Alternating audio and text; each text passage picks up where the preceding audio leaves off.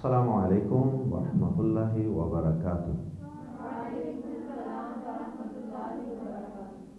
الحمد للہ رب العالمین والعاقبۃ للمتقین والصلاة والسلام علی اشرف الانبیاء وامام المرسلین، اما بعد۔ اعوذ باللہ السمیع العلیم من الشیطان الرجیم من ہمزہ ونفخہ ونفثہ وَلَا تُبَاشِرُوهُنَّ وَأَنْتُمْ عَاكِفُونَ فِي الْمَسَاجِدِ۔ دین اسلام انسان کو دنیا میں رہ کر اپنے رب کے احکامات پر عمل کرنے کے طور طریقے سکھاتا ہے۔ دین اسلام اس بات کی اجازت نہیں دیتا کہ انسان دنیا کی، گھر کی، فیملی کی، معاشرے کی ذمہ داریوں سے جان چھڑا کے جنگلوں، پہاڑوں اور غاروں میں نکل جائے۔ جس طرح کہ اسلام سے قبل کئی لوگوں نے عبادت کے نام پہ یہ کام شروع کیا ہوا تھا، جیسے عیسائی تھے، تو وہ کوئی جھونپڑی لگا لیتے کسی جنگل میں، کسی غار میں، کسی پہاڑ پہ، اور بس اللہ اللہ کرنا ہے، اور ہم نے نہ شادی کرنی ہے، نہ ذمہ داریاں، نہ دنیا کی محبت پیدا ہوگی۔ لیکن یہ سب لوگ اس کام میں اور اس اپنے مشن میں ناکام ہوئے، اس لیے کہ ان لوگوں کی جنگ وہ فطرت کے ساتھ جنگ تھی۔ اب انسان کے اندر اللہ پاک نے کھانے کی، پینے کی اور اسی طرح سیکسول ڈیزائرز کی اللہ پاک نے جن سے مخالف کی کشش رکھی ہے۔ اب یہ ساری انسان کی فطری اور جائز ضروریات اور خواہشات ہیں، اور پیدا کرنے والا خالق ارض و سما ہے۔ اس کے بنائے ہوئے سسٹم کے مخالف چل کے بلا کبھی انسان کامیاب ہو سکتا ہے؟ امپاسبل ہے۔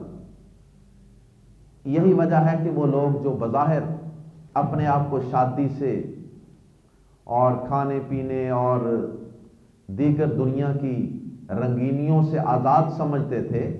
یا اپنے آپ کو ان سے بے پرواہ اور مستغنی ثابت کرنے کی کوشش کرتے تھے، وہ اندر کھاتے سارا کچھ کرتے رہے۔ اور ان میں سے کئی لوگوں کی، جنہوں نے درویشی کا روپ دھارا ہوا تھا، اندر کھاتے ان کی بدکاری اور زناکاری کے واقعات ایکسپوز ہوئے۔ ظاہر ہے فطرت سے جنگ۔ بہرحال بات دور نہ نکل جائے، اسلام نے اس چیز کو پسند نہیں کیا۔ پیارے نبی صلی اللہ علیہ وسلم نبوت و رسالت سے پہلے تو غار حرا میں جا کر اللہ اللہ اور اللہ کی عبادت کرتے رہے، لیکن اسلام قبول کرنے کے بعد آپ دوبارہ اس غار حرا میں نہیں گئے۔ اسلام قبول کرنے سے مراد کہ نبوت و رسالت کی ذمہ داری ملنے کے بعد، اس ذمہ داری کو قبول کرنے کے بعد جب اللہ تعالیٰ کی براہ راست رہنمائی میں آپ آ گئے، تو پھر آپ اس کے بعد غار حرا میں دوبارہ عبادت کے لیے نہیں گئے۔ اور اسی کے متعلق حدیث ہے، لا رہبانیت فی الاسلام، اسلام میں رہبانیت نہیں ہے۔ تو یہ اس طرح دنیا سے الگ تھلگ ہو جانا عبادت کے لیے، اللہ کے تقرب اور عبادت کے نام پہ اسے رہبانیت کہتے ہیں، اور یہ اسلام سے پہلے کچھ لوگوں نے اپنی طرف سے گاڑ لی تھی، ورنہ ان کی کتابوں تورات انجیل میں بھی اس کا کوئی تصور نہیں تھا۔ اسلام میں کوئی اس طرح کی رہبانیت نہیں ہے۔ اور ایک حدیث میں ہے کہ اسلام میں اگر رہبانیت کا کوئی تھوڑا سا جائز آپ نے ٹچ اور سکیچ دیکھنا ہے تو وہ جہاد فی سبیل اللہ۔ جو لوگ جہاد پہ جاتے ہیں وہ دنیا سے الگ تھلگ ہو کر وہ پہاڑوں پہ رہتے ہیں، وہ غاروں میں رہتے ہیں، وہ جنگلوں میں زندگی بسر کرتے ہیں۔ یہ ایک تھوڑی سی ریزمبلنس، لیکن وہ رہبانیت کی نیت سے وہاں نہیں جاتے۔ وہ تو جاتے ہیں جہاد کی نیت سے، وہ تو جاتے ہیں اللہ کے دین کے غلبے کے لیے اور اپنی جانوں کا نذرانہ پیش کرنے کے لیے، تو وہ بعض اوقات سچویشن وہاں ایسے بن جاتی ہے کہ انہیں ایسی جگہوں پہ رہنا پڑتا ہے الگ تھلگ، وہاں آبادیوں سے ہٹ کر۔ اسی طرح اسلام میں اگر رہبانیت کا اس طرح کا کچھ تھوڑا سا ٹچ یا اس کا تھوڑا سا اس کا سکیچ ہے ایک دوسری شکل میں، تو وہ ہے اعتکاف۔ لیکن یہ بھی پوری طرح اس طرح کی رہبانیت نہیں ہے، تھوڑی سی ریزمبلنس کہہ سکتے ہیں، لیکن یہ جائز قسم کی عبادت ہے۔ پیارے نبی جناب محمد الرسول اللہ صلی اللہ علیہ وسلم کے متعلق آتا ہے کہ پیارے نبی صلی اللہ علیہ وسلم کی زوجہ محترمہ حضرت عائشہ رضی اللہ تعالی عنہ بیان فرماتی ہیں، صحیح بخاری میں حدیث ہے، صحیح مسلم میں بھی ہے، فرماتی ہیں کہ ان النبی صلی اللہ علیہ وسلم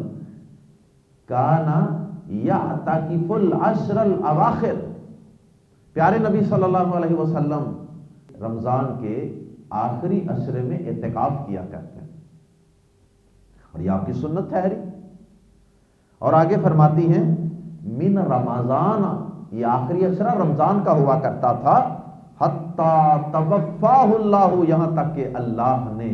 آپ کو اپنے پاس بلا لیا۔ اس سے معلوم ہوا کہ پیارے نبی صلی اللہ علیہ وسلم مدینہ منورہ میں جانے کے بعد، رمضان کے روزے فرض ہونے کے بعد، ہر سال اپنی زندگی کے آخری سال تک اعتکاف کرتے رہے، حالانکہ آپ کائنات کے سب سے مصروف ترین انسان تھے۔ آپ سے زیادہ مصروفیت کس کی ہو سکتی ہے؟ جو مدینہ منورہ کے حکمران بھی تھے اور اللہ رب العزت کی طرف سے نبوت اور رسالت کی اور دین اسلام کو دعوت و تبلیغ اور جہاد فی سبیل اللہ کے ذریعے پوری دنیا میں پھیلانے اور اس کو غالب کرنے کے ذمہ دار بھی تھے۔ آپ سے بڑھ کر مصروف کون ہوگا؟ پھر آپ کی تو بیویاں بھی عام مسلمانوں سے زیادہ تھیں، آپ پر تو گھریلو ذمہ داریاں بھی زیادہ تھیں، اس کے باوجود پیارے نبی صلی اللہ علیہ وسلم مسلسل ہر سال بلا ناغہ اعتکاف کرتے رہے، اور ایک سال آپ اعتکاف نہیں کر سکے تو پیارے نبی صلی اللہ علیہ وسلم نے اگلے سال پھر 20 دن کا اعتکاف کیا۔ وہ پیچھے جو ایک سال رہ گیا تھا اس کی کمی کو پورا کیا اور اگلے سال 20 دن کا اعتکاف کر لیا آپ نے۔ بہرحال عام مسلمانوں کے لیے اور عام روٹین میں سنت یہی ہے کہ 10 دن کا رمضان کے آخری عشرے کے 10 دنوں کا اعتکاف کیا جائے۔ اور پھر آگے حضرت عائشہ رضی اللہ تعالی عنہا فرماتی ہیں کہ جب پیارے نبی صلی اللہ علیہ وسلم دنیا سے تشریف لے گئے تو آپ کے اعتکاف کا سلسلہ رک گیا، لیکن فرماتی ہیں ثم اعتکف ازواجہ من بعدہ، فرماتی ہیں کہ آپ کے بعد پھر آپ کی بیویاں، آپ کی ازواج مطہرات یہ اعتکاف کرتی رہیں، اور پیارے نبی صلی اللہ علیہ وسلم کی ازواج مطہرات آپ کی حیات طیبہ میں بھی آپ کے ساتھ مسجد نبوی میں اعتکاف کیا کرتی تھی۔ اور جس سال آپ نے اعتکاف نہیں کیا تھا اس سال ہوا یہ تھا کہ عورتوں نے ضدم ضدی، بیویاں تھیں نا ساری، تو ایک بیوی نے خیمہ لگایا اعتکاف کے لیے، دوسری نے بھی لگا لیا، تیسری نے کہا اچھا میں دیکھتی ہوں نا بھلا تم بیٹھ سکتی ہو، میں نہیں بیٹھوں گی، میں بھی بیٹھوں گی۔ اور ضدم ضدی سب نے خیمے لگا لیے۔ پیارے نبی صلی اللہ علیہ وسلم نے فرمایا کہ چلو اس سال ہم بیٹھتے ہیں، لالو کسی خیمے۔ پیارے نبی صلی اللہ علیہ وسلم کی ازواج مطہرات بھی مسجد نبوی ہی میں اعتکاف کیا کرتی تھی۔ یہ جو ہمارے ہاں تصور ہے نا کہ عورتیں مسجد میں اعتکاف نہیں کریں گی بلکہ گھر میں اعتکاف کریں گی، اس کی قرون اولیٰ میں صحابہ کے دور میں، نبی صلی اللہ علیہ وسلم کے دور میں، تابعین کے دور میں کوئی مثال نہیں ملتی۔ اور آغاز میں نے سورۃ البقرہ کی ایک آیت مبارکہ آپ کے سامنے تلاوت کرنے کی سعادت حاصل کی، وہی رکوع جو سورۃ البقرہ میں رمضان اور اس کے احکامات کے بارے میں، اسی میں سے یہ ایک جملہ میں نے آپ کے سامنے عرض کیا کہ اللہ پاک نے اجازت دے دی۔ پہلے یہ تھا کہ رمضان کی راتوں کو بھی ہسبینڈ وائف کے ریلیشن شپ کو اللہ تعالیٰ نے بین کیا ہوا تھا، جائز نہیں تھا۔ پھر اللہ پاک نے کہا کہ اب ہم نے تمہارے لیے اس میں نرمی کر دی، روزے کی حالت میں تمہیں اوائڈ کرنا ہے، لیکن رمضان کی راتوں کو تمہارے لیے ہم نے حلال کر دیا۔ البتہ ایسا بھی تو ہو سکتا ہے نا کہ بیوی بھی مسجد میں اعتکاف بیٹھی ہے، خامند بھی بیٹھا ہے، تو اس کے متعلق وضاحت فرما دی، وَلَا تُبَاشِرُوهُنَّ، اجازت تو مل گئی ہے، لیکن یاد رکھنا وَلَا تُبَاشِرُوهُنَّ وَأَنْتُمْ عَاكِفُونَ فِي الْمَسَاجِدِ، اگر تم مسجدوں میں اعتکاف کر رہے ہو پھر تم اپنی بیویوں کے ساتھ تعلقات قائم نہیں کر سکتے۔ اچھا یہ بتائیے کہ اگر بیویاں بھی مسجد میں اعتکاف بیٹھتی تھی تو تبھی اس بات کا خدشہ تھا، تو اعتکاف کا مقام اور جگہ ہے ہی مسجد۔ بعض لوگ کہتے ہیں جی مسجد میں گھر والے نہیں جانے دیتے، مسجد میں حالات سازگار نہیں ہیں، مسجد میں کسی بچی کی عزت اور اس کی عصمت کے پامال ہونے کا خطرہ ہے۔ تو اگر ایسے حالات ہیں کسی جگہ، ایسا سیکیور انوائرمنٹ نہیں ہے بچیوں کے لیے، عورتوں کے لیے، تو مت بٹھائیں ان کو اعتکاف میں۔ اعتکاف تو مرد کے لیے فرض نہیں ہے، صرف پیارے نبی صلی اللہ علیہ وسلم کی سنت ہے، یہ ایک مستحب عبادت ہے۔ اعتکاف کرنے کی کوئی خاص الگ سے فضیلت کسی صحیح حدیث سے ثابت نہیں ہے۔ بعض لوگوں میں بعض باتیں مشہور ہیں، اعتکاف کرنے والے کو یہ ثواب ملتا ہے، لیکن ان میں سے کوئی حدیث بھی صحیح نہیں، صرف یہی احادیث صحیح ہے کہ پیارے نبی صلی اللہ علیہ وسلم اعتکاف کیا کرتے تھے، یہی سب سے بڑی فضیلت ہے۔ تو اگر حالات سازگار نہیں ہیں تو نہ کریں عورتیں اعتکاف، کس نے کہا کریں؟ اب اگر کسی شخص کے پاس پیسے نہ ہوں حج عمرہ کرنے کے لیے، مکہ مکرمہ میں جانے کے لیے، تو کیا وہ ادھر ہی اپنے شہر میں یا اپنے گھر میں ہی بیت اللہ کا ماڈل رکھ کے اس کا طواف شروع کر دیں کہ جی پیسے نہیں ہیں نا کیا کریں؟ جائز ہوگا؟ بھائی نہیں پیسے تو اٹ ڈز ناٹ مین کہ آپ بیت اللہ ہی ادھر بنا لیں، آپ عمرے کی حج کی جگہ ہی بدل دیں۔ اسی طرح اعتکاف اگر مسجد میں حالات سازگار ہیں تو مسجد میں اعتکاف کریں، اور اگر ایسا کچھ سیکیور انوائرمنٹ کہیں نہیں ہے مسجد میں تو پھر خواتین وہاں اعتکاف اس صورت میں گھر میں اعتکاف نہ کریں۔ یہ بات اچھی طرح سمجھ لیجیے، گھر میں اگر عورت نے عبادت کرنی ہے تو ویسے وہ بیٹھ کے کسی روم میں کرتی رہے، لیکن اس کو اعتکاف کی نیت اور اعتکاف کا درجہ دینا یہ درست نہیں ہے۔ اور پھر اعتکاف کا ایک مقصد جو ہم نے گزشتہ لیکچر میں پڑھا کہ آخری عشرے کی بڑی فضیلت ہے، اور اس میں طاق راتوں کے اندر ایک ایسی رات چھپی ہوئی ہے جس کی عبادت 84 سال اور 3 ماہ کی عبادت سے بہتر ہے۔ اس رات کی تلاش کے لیے اور اس میں بھرپور جد و جہد اور محنت کرنے کے لیے غالباً معلوم یہی ہوتا ہے کہ پیارے نبی صلی اللہ علیہ وسلم اعتکاف اس وجہ سے کرتے تھے تاکہ اس رات کو تلاش کیا جائے اور اس میں اللہ کی عبادت کی جائے۔ لیکن ہمارے ہاں جو اعتکاف کا کنسیپٹ ہے نا، عورتیں ایک تو گھروں میں بیٹھتی ہیں، دوسرا وہ بولتی نہیں ہیں، بات نہیں کرتی کسی سے، حتیٰ کہ کئی تو چہرہ بھی چھپاتی ہیں۔ یہ سب من گڑت باتیں ہیں، نہ تو چہرہ چھپانے کا حکم ہے، نہ تو زبان کو تالا لگانے کا حکم ہے۔ آپ بات بھی کر سکتے ہیں، آپ کسی سے ملاقات بھی کر سکتے ہیں۔ پیارے نبی صلی اللہ علیہ وسلم بوقت ضرورت، حاجت اور ضرورت کے ساتھ اعتکاف سے نکل کر اپنے گھر بھی تشریف لے جایا کرتے۔ پڑھیں صحیح بخاری مسلم کی حدیث، پیارے نبی صلی اللہ علیہ وسلم کی ایک دفعہ زوجہ محترمہ، ان کا گھر مسجد کے ساتھ متصل نہیں تھا، کچھ گھر تو آپ کے مسجد کے ساتھ ہی تھے نا، اندر سے دروازہ کھلتا تھا، تو ایک آپ کی زوجہ محترمہ حضرت صفیہ رضی اللہ تعالیٰ عنہ، ان کا گھر ذرا دور تھا، وہ تشریف لائیں آپ سے ملاقات کرنے کے، آپ سے ملنے کے بعد وہ چلی گئی،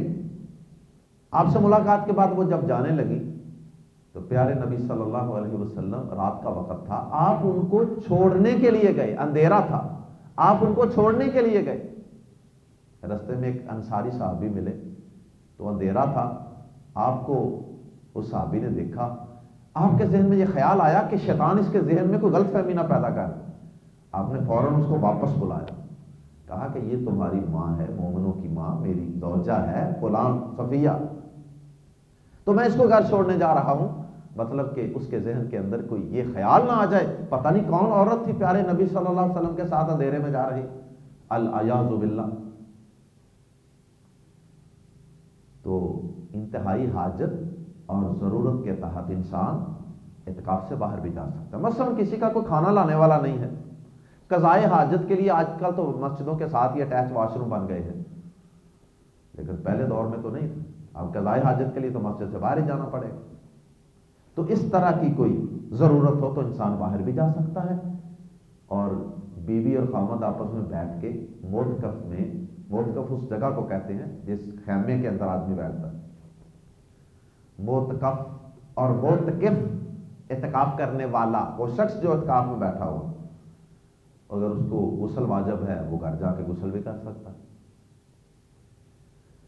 اللہ اکبر، لیکن بلا ضرورت باتیں کرتے رہنا، گپے مارنا اور وہاں پہ دوستوں کو بلانا اور کاروباری باتیں کرتے رہنا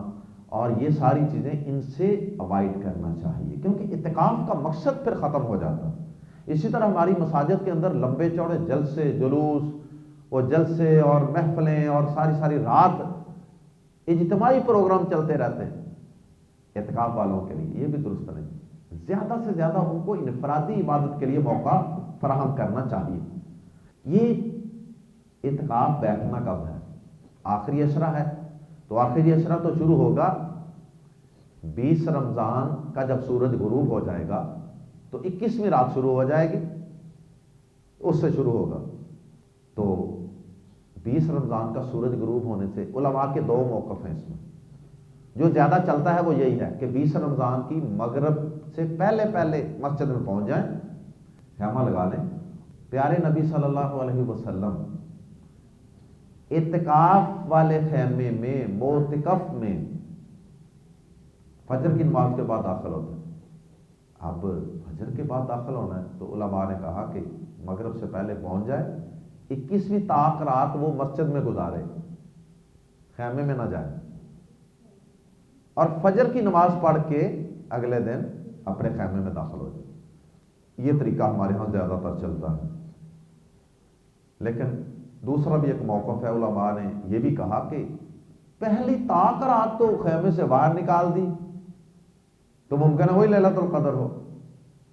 تو یہ بات کوئی سمجھ میں نہیں آتی، داخل بھی فجر کے بعد ہونا ہے، طاق راتیں تو اندر آنی چاہیے۔ وہ کہتے ہیں کہ 20 رمضان کی فجر کے وقت ہی مسجد میں پہنچے، مغرب کے قریب نہیں، 20 رمضان کی فجر کے وقت ہی مسجد میں پہنچ جائے، فجر کی نماز پڑھ کے خیمے میں داخل ہو جائے، یعنی 20واں روزہ بھی وہ مسجد میں اپنے موتکف میں ہی گزارے، اور اس طرح وہ فجر کی نماز کے بعد داخل بھی ہو جائے گا، یہ سنت بھی پوری ہو گئی، 21 رمضان کی فجر کو نہیں، پھر وہ 20 رمضان کی فجر کو موتکف میں داخل ہو، اور اس طرح وہ فجر کے بعد داخل ہونے کی سنت بھی پوری ہو گئی، اور پہلی طاق رات بھی اس کی خیمے کے اندر آ گئی۔ یہ دوسرا موقف ہے، اس میں ٹائم تھوڑا سا زیادہ، 12 گھنٹے تقریباً زیادہ رہنا پڑے گا، لیکن اس میں آپ کی طاق رات اندر آ جائے گی۔ اعتکاف مانا ہوتا ہے کسی چیز کو کسی مخصوص جگہ میں اپنے اوپر لازم کر لینا، مراد ہے کہ مسجد میں آدمی کا ایک مخصوص جگہ کو اپنے لیے خاص کر کے وہاں بیٹھ کر اللہ کی عبادت میں مگن اور مصروف رہنا۔ اس کے بعد اعتکاف کے اندر انسان سب جائز کام کر سکتا ہے، سرما لگائے، وہ خوشبو لگائے، کوئی ایسی پابندی نہیں، عورتیں تو البتہ اس سے اوائڈ کریں گی۔ پیارے نبی صلی اللہ علیہ وسلم کا اس طرح ساتھ ہی گھر تھا نا، تو پیارے نبی صلی اللہ علیہ وسلم مسجد میں بیٹھے ہوئے ہیں اعتکاف، آپ مسجد میں بیٹھے بیٹھے ہی اپنا سر مبارک اپنی کھڑکی دروازے سے اپنے گھر میں کر دیتے، اور آپ کی زوجہ محترمہ وہاں بیٹھ کر آپ کے بالوں میں کنگھی وغیرہ کر دیتی، تیل لگا دیتی۔ اس کا مطلب بیوی کا ٹچ ہو جانا بھی جائز، اور بیوی کا خامد کی خدمت کر لینا بھی جائز ہے حدود میں رہتے ہوئے، اور خامد بیوی کا آپس میں بات کرنا اور ملاقات کرنا، یعنی کوئی ضروری معاملات ڈسکس کرنا، اس حد تک ملاقات یہ جائز ہے۔ اعتکاف مصنون تو 10 دن کا ہے، لیکن بعض علماء نے لکھا ہے کہ کم دنوں کا بھی ہو سکتا ہے، لیکن پیارے نبی صلی اللہ علیہ وسلم نے 10 دن کا کیا ہے۔ البتہ ایک صحابی نے کہا تھا کہ میں نے زمانہ جاہلیت میں 1 دن کا مسجد حرام میں اعتکاف کرنے کی نظر مانی تھی، کیا میں وہ نظر پوری کروں؟ آپ نے فرمایا ہاں وہ نظر پوری کرو۔ وہ تو چونکہ ایک نظر تھی نا، تو اس سے بعض اہل علم نے یہ مفہوم نکالا کہ کم کا بھی اعتکاف ہو جاتا ہے، اور اس سے بھی معلوم ہوا کہ زمانہ جاہلیت میں بھی لوگ یہ سمجھتے تھے کہ اعتکاف کہاں ہوتا ہے؟ مسجد میں۔ اس نے نظر کہاں بیٹھنے کی مانی تھی؟ مسجد حرام۔ اللہ تعالیٰ ہم سب کو توفیق عطا فرمائے کہ ہم پیارے نبی صلی اللہ علیہ وسلم کی اس سنت پہ عمل کریں، اور اس رمضان کے آخری عشرے کے اندر زیادہ سے زیادہ عبادات کر سکیں، اللہ سے تعلق کو مضبوط کر سکیں، اور لیلۃ القدر کو تلاش کر سکیں۔ اللہم انک عفو تحب العفو فاعف عنا، سبحانک اللہم وبحمدک، اشہد ان لا الہ الا انت، استغفرک واتوب الیک۔